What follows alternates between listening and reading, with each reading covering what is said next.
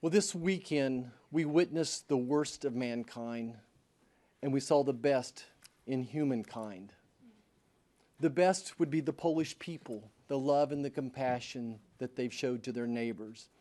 Over half the Poles have invited one of their neighbors from Ukraine into their own homes. In their refugee center, and I think Senator Collins called it right, a welcome center. And I think that's exactly the right description. I've done medical mission work throughout the world, and I've never seen a more efficient, gracious, respectful delivery of aid to refugees, whether it was their health care, their food, their shelter. But more than that, it was the next step. It's amazing that the Polish people have processed almost 1 million people in 2 weeks' time. Not only are they taking care of their needs right there at the center, they're helping buy and arrange transportation to another destination, to a loved one, whether it's in the United States or the UK or somewhere else in Europe. So they've went above and beyond in so many ways. The worst of mankind, and that's the criminal war of Vladimir Putin. My colleagues have described some of the conversations we've had with refugees. And to paint the picture again, typically a young mom with 2 or 3 children who's left their husband behind to fight a war. And they will fight to the death. They are committed to their freedoms. And I think the story that we're not hearing enough about is that this war didn't start February 24th for the people of Ukraine. It started decades ago when they were fighting for their freedom, that this is a freedom-loving people. They've tasted what freedom is after being under suppression from the USSR for decades, and they don't want to let that go.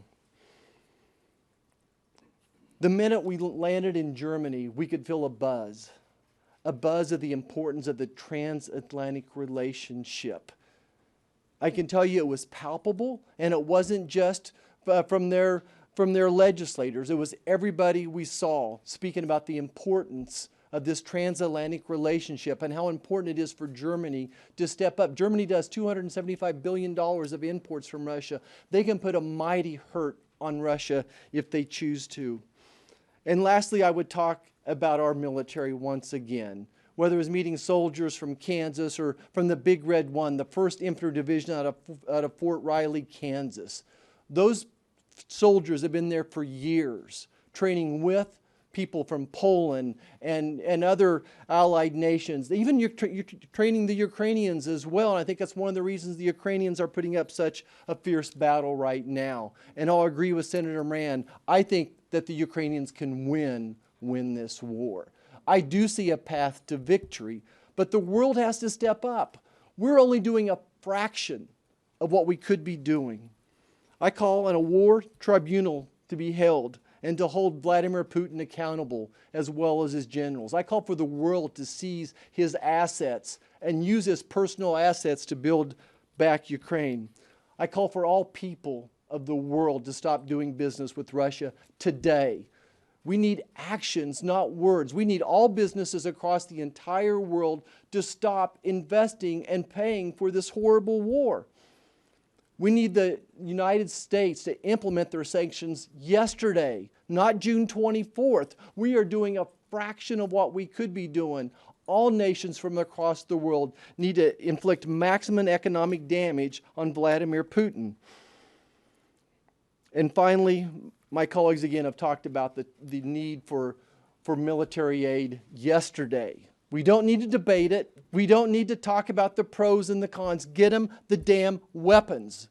These people will use them. They will fight to the death, but they have to be empowered to do that.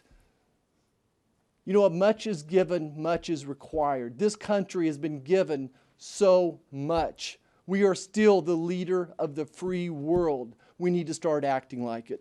Thank you.